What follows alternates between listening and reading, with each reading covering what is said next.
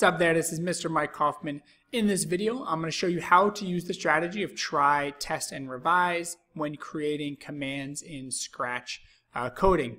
This strategy is going to look very similar to any other time you're using the try, test, and revise, but there are some things here in Scratch that you're going to find helpful to making this process successful when creating projects in Scratch.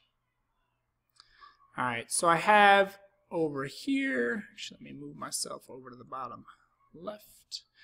We have over here, right, the set of code going on, and part of it is I want to create some background music. Alright, so I already have my sound set up here, and I want to see what it sounds like. Now if I click from here, to me it's a little bit loud, so I want to make it a little bit softer. So how am I going to do that? I'm going to use try, test, and revise. I'm going to go up to my sound and I'm going to take a look, and there's some couple different options here for lowering the sound. You could change the volume or you could set the volume. Well, I'm not sure what's going to work best, so I'm going to add one in there.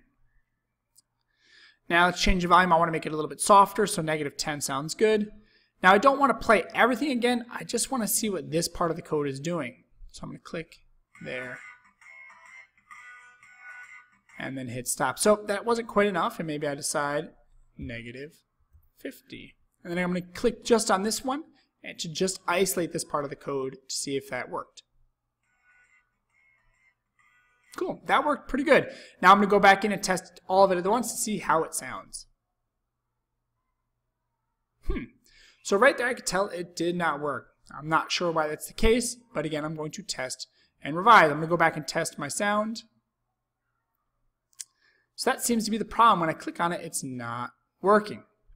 So let me try then that other command. Take the sound off, and maybe let's see if we can't set the volume. And maybe let's set the volume to 50%.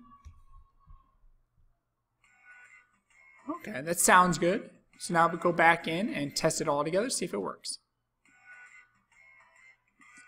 So there we go, right? That seemed to work. Again, it took me a couple of different tests, and the key there was just testing the spot of the code and then testing it all together.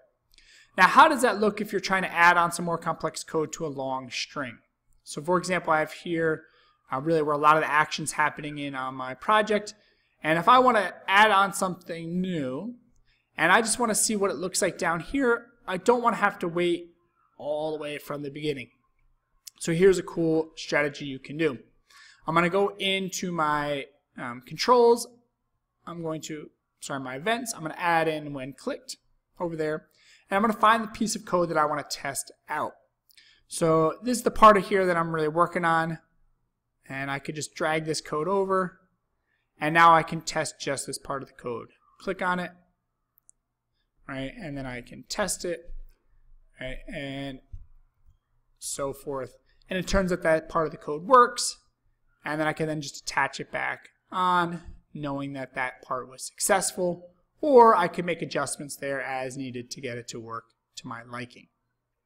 Alright, so again, the key here is to, one, click the one string of code that you want to see how it works, and test it until it works perfectly, also stopping every once in a while to test how it works all together. And the other strategy there is to isolate one piece of code that you want to work on, drag it on to an event when clicked, and test just that piece. Alright, these strategies should then help you to code more efficiently to create the projects and commands that you want to using Scratch.